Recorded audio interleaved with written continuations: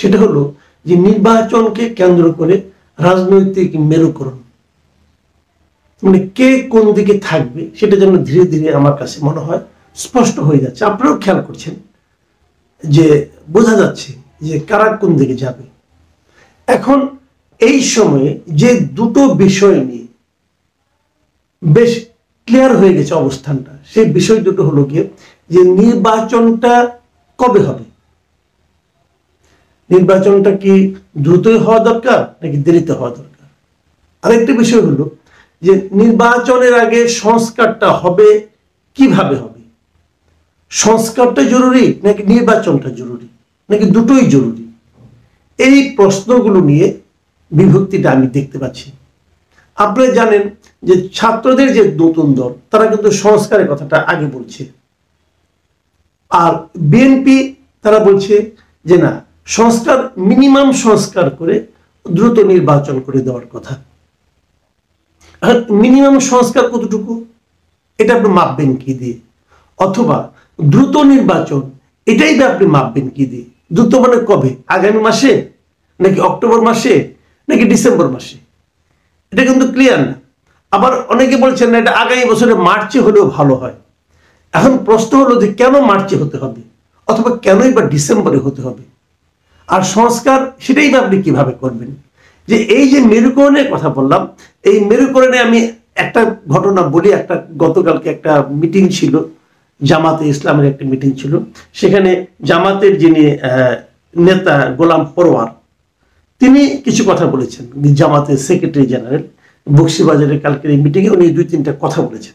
আমি ওই কথাগুলি একটু পড়ে শোনাই আপনাদেরকে, যে তাহলে বুঝতে পারবেন জামাতের অবস্থানটা কি এবং জামাত কিভাবে এটাকে ব্যাখ্যা করছে, তাদের অবস্থানটাকে তারা কিভাবে জাস্টিফাই করছে, সেটা একটু আপনাদেরকে আমি সঙ্গে আলোচনা করার চেষ্টা করি।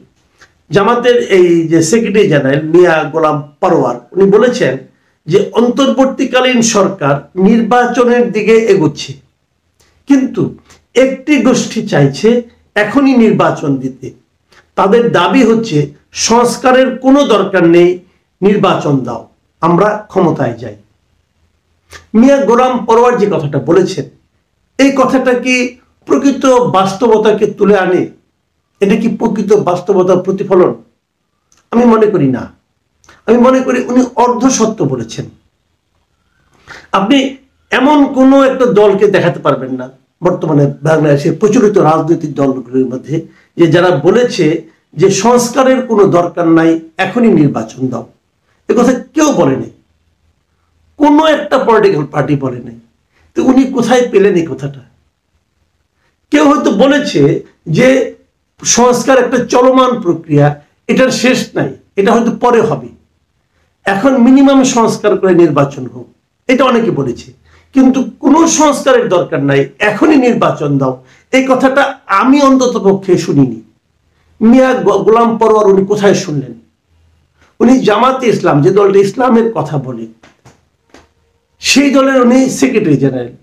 ইসলামকে এটা বলে যে কারোর কথা তুমি বিকৃত করে উচ্চারণ করো, কারোর কথা যে যে কথাটা বলেনি সেই কথাটা তার মুখ দিয়ে তুমি বলাও, বলে ইসলাম এটা?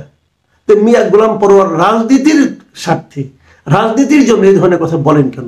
কে বলেছে মিয়া গোলাম পরোয়ারকে? আমি জানতে চাই, আপনি প্লিজ আমাকে বলেন, জনগণকে বলেন যে কোন দল বলেছে অথবা কে বলেছে যে সংস্কারের কোনো দরকার নাই, এখন নির্বাচন দাও? কে বলেছে ভাই? বলতে পারবেন না। কাজে এই ধরনের কথা কেউ বলেনি। কিন্তু উনি বললেন কেন? উনি বলতে চাইলেন যে এটা নয়, যে ওনারা সংস্কার চান, খুব ভালো। আবার এখানে যে আবার আরেকটা কথা আমি বলি, সে কথাটা উনি ওনার এই বক্তব্যে উনি বলেছেন যে যারা বলে ক্ষমতায় গিয়ে সংস্কার করবে, তারা ক্ষমতায় থাকতে কি করেছে। এটা কিন্তু একটা গুরুত্বপূর্ণ প্রশ্ন আমি মনে করি। আসলেই তো যারা এখন বলছে যে আমরা ক্ষমতায় যাওয়ার পর নির্বাচন করব, ক্ষমতায় যাওয়ার পর সংস্কার করব, তো তারা যখন ক্ষমতায় ছিল তখন কেন সংস্কার করেনি? দেখুন, মিয়া গোলাম পরোয়ারের এই বক্তব্যটাও কিন্তু আমার কাছে মনে হয় খুবই মিসলিডিং বক্তব্য। মিসলিডিং বললাম এ কারণে যে আপনি আগে যা করেননি, যখন আপনি ক্ষমতায় ছিলেন তখন আপনি যা করেননি, সেই কাজটা আপনি এখন করবেন না, এটা আপনি কি করে বুঝবেন? একটা পলিটিক্যাল পার্টি কি সারা সময় সারা জীবন অনন্তকাল ধরে একইভাবে চলে? সেই পলিটিক্যাল পার্টির নেতৃত্বের পরিবর্তনের সঙ্গে সঙ্গে অথবা সময়ের পরিবর্তনের সঙ্গে সঙ্গে সেই পলিটিক্যাল পার্টিটা কি তাদের চিন্তা ভাবনা চেতনায় কর্মকাণ্ডে চেঞ্জ আনে না? না আনলে তো পার্টি হারিয়ে যাবে। ভাবুন, আমি উদাহরণ দিয়ে বলি, আমি ওনার পার্টি দিয়ে আগে উদাহরণ দিই। 71 সালে ওনার জামাত ইসলাম যে ভাবনাগুলি ভাবতো, এখনো কি তাই ভাবে? 71 সালে ওনারা বাংলাদেশ কনসেপ্টের বিরোধী ছিল, ওনারা চাননি যে বাংলাদেশ হোক। এখন তো ওনারা বাংলাদেশের মধ্যে রাজনীতি করছেন, তাহলে এখনো কি ওনারা চান না যে বাংলাদেশ থাকুক? ওনারা কি সেটা বলবেন? বলুন, ওনারা বলবেন? আমার তো মনে হয় বলবেন না। আমার তো মনে হয় এখন ওনারা পাকিস্তানের রাজনীতি আর করতে চাচ্ছেন, এখন ওনারা বাংলাদেশের রাজনীতি করেন। আচ্ছা, ধরুন আওয়ামী লীগেরই কথা। আওয়ামী লীগ 71 সালে যে চিন্তাগুলি করতো, আওয়ামী লীগ বঙ্গবন্ধুর আমলে যে চিন্তাগুলি করতো, আওয়ামী লীগ কি শেখ হাসিনার আমলে সে একই চিন্তা করতো? শেখ হাসিনা যেভাবে আওয়ামী লীগকে গত 15 বছর চালিয়েছেন, আওয়ামী লীগের অনেক নেতা আছেন, সিনিয়র লিডার আছেন, তারা কি এটাকে পছন্দ করতেন? অথবা আগামী দিনের আওয়ামী লীগ কি শেখ হাসিনার মতো করেই চলবে? অথবা ধরুন বিএনপির কথা, এই বিএনপির দিকে তাকিয়ে দেখুন। বিএনপি এখন রাষ্ট্র সংস্কারের জন্য 31 দফা দিয়েছে, এবং এই 31 দফা নিয়ে তারা যে খুবই সিরিয়াস সেটা কিন্তু আমরা টের পাচ্ছি। এই বিএনপি কি কখনো এর আগে যতবার তারা ক্ষমতায় ছিল, কি জিয়া রহমানের আমলে, কি খালেদা জিয়ার আমলে, খালেদা জিয়া তো 2বার ক্ষমতায় ছিলেন, 91 থেকে 96, 2001 থেকে 2006, সেই সময় কি ওনারা রাষ্ট্র সংস্কারের কথা ভেবেছিলেন? ভাবেননি তো। রাষ্ট্র সংস্কারের যে 31 দফা, এর অনেক দফা বিএনপির চিন্তাতেও আগে ছিল, ওরা কখনো উচ্চারণ করেনি। তো বিএনপি কি ওরা রাজনীতিতে পরিবর্তন আনেনি? তাহলে যারা আগে পরিবর্তন করেনি তারা এখনো পরিবর্তন করবে না, এই কথাটাকে বলাটা জাস্টিফাইড হলো? হলো না। তাহলে উনি এটা বললেন কেন? উনি বললেন এই কারণে যে যারা আগে একবার একাধিকবার ক্ষমতায় ছিল তাদেরকে, তাদের ব্যাপারে সাধারণ মানুষের মনকে বিষিয়ে দেওয়ার জন্য জামাতের সেক্রেটারি জেনারেল এই কথাগুলো বলেছেন।